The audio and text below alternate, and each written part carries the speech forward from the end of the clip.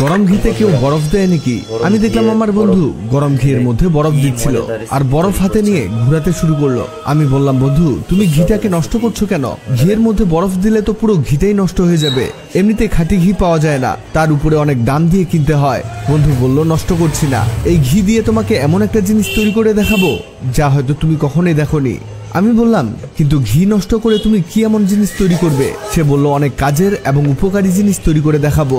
দেখো বন্ধু, এই ঘিয়ের মধ্যে বরফ দিয়ে ঘষলে এমন ভাবে জমতে শুরু করবে, আর যখন এমন হয়ে আসবে ঠিক তখন এতে দিয়ে দিব ধনেপাতা কুচি। ধনেপাতা কুচি দিলেই হবে না, আবারও বরফ দিয়ে এটাকে ম্যাশ করতে হবে। আমি যত দেখছি শুধু অবাক হয়ে যাচ্ছি, এমন কাজ এর আগে কখনোই দেখিনি। আমি বললাম, তুমি কি আমাকে বলবে তুমি আসলে কি তৈরি করছো? বন্ধু বলল, একটু ধৈর্য ধরো, এক্ষুনি বুঝতে পারবে কি তৈরি করছি। তবে এখানে 1 চামচের মতো আজওয়াইন মশলা দিতে হবে। আমি বললাম, এই মশলা কি মশলার দোকানে পেয়ে যাব? সে বলল, হ্যাঁ অবশ্যই। আমি বললাম, আর কিছু অ্যাড করতে হবে না? সে বলল, হ্যাঁ, এই যে এখানে 1 বাটির মতো ময়দা দিয়ে দিব। সে ময়দা দিয়েছে মানে খাবার কোনো কিছু তৈরি হচ্ছে। আমার বোঝার বাকি থাকলো না, বন্ধু নিশ্চয়ই ভালো কিছুই তৈরি করছে।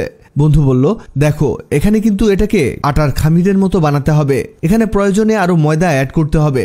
আমি তো কিছুটা হলেও বুঝতে পারছি সে আসলে দামি কিছুই তৈরি করছে। এরপরে সে আরো এতে ময়দা অ্যাড করলো। ময়দা অ্যাড করে আবারও খামিরের মতো বানানো শুরু করে দিল। বন্ধু বলল, দেখো এটাকে এমন ডো বানিয়ে নিতে হবে, আর এরপরে এতে দিতে হবে লবণ। এখানে 1 চামচের কাছাকাছি লবণ দিয়ে দিচ্ছি, আর লবণ অ্যাড করা হলে এটাকে আবারও মিশিয়ে নিতে হবে। তার এটা হতে হতে জানিয়ে দেই, আগের ভিডিওতে কমেন্ট করেছেন নিউ ইয়র্ক থেকে রুহুল আমিন চৌধুরী, ওমান থেকে সাবিনা ইয়াসমিন, নোয়াখালী থেকে শামীম মিয়া। আপনারা যারা কমেন্ট করেছেন আপনাদের ধন্যবাদ। বন্ধুর এটা বানানো হয়ে গেছে।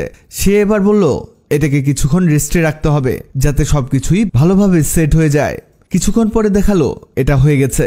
এবার সে এটাকে অল্প একটু হাতে নিয়ে রুটির মধ্যে বেলতে শুরু করলো। আমি বললাম, বন্ধু তুমি এটা দিয়ে কি রুটি বানাচ্ছ? বন্ধু বলল, না, এটা দিয়ে আমি অনেক দামি একটা জিনিস তৈরি করছি। সে বলল, এটাকে বানাতে হবে রুটির মতো, কিন্তু এটার টেস্ট রুটির চেয়েও অনেক বেশি মজার। দেখতে দেখতে সে এটাকে রুটি শেপে বানিয়ে নিল। এবার বলল, দেখো বন্ধু, এবার লাগবে ছুরি। ছুরির সাহায্যে এটাকে কাটতে হবে। সে ছুরি দিয়ে এটাকে চিকন করে কাটা শুরু করলো। সে কাটতে কাটতে আপনি জানিয়ে দিন আপনি কোথা থেকে ভিডিওটি দেখছেন, যাতে পরের ভিডিওতে আপনাকে ধন্যবাদ জানাতে পারি। বন্ধু এগুলোকে একেবারে সুন্দর একটা শেপে কেটে নিয়েছে। এবার এগুলোকে প্লেটে তুলতে তুলতে বলল, বন্ধু আমাদের কাজ কিন্তু একেবারে শেষ, লাস্ট স্টেপে আমাদের এগুলোকে ভাজতে হবে। এবার সে গরম তেলের মধ্যে এগুলোকে দেয়া শুরু করলো। বন্ধু বলল, দেখেছো কত সহজে কত মজার খাবার তৈরি করলাম? দেখো বন্ধু, এমন কড়া ভাজা দিলেই হবে। বন্ধু রেসিপি কমপ্লিট। এর ঘ্রাণ চারদিকে ছড়িয়ে পড়েছে। সে এগুলোকে তুলতে তুলতে বলল, এগুলো তুমি অনেকদিন খেতে পারবে। এগুলোকে শুধু এয়ারটাইট পট বা কন্টেনারে রেখে দিতে হবে। একেবারে মুচমুচে হয়েছে, এখানে কোনো প্রকার চিনি ব্যবহার করা হয়নি, তাই এটা অনেক বেশি স্বাস্থ্যসম্মত। আমি খেয়ে দেখলাম অসাধারণ চমৎকার হয়েছে, অনেক মজা পেলাম খেয়ে। ধন্যবাদ বন্ধু এত মজার খাবার খাওয়ানোর জন্য। ভিডিওটি আপনার কাজে আসতে পারে, তাই দ্রুত খুঁজে পেতে টাইমলাইনে শেয়ার দিয়ে রাখুন।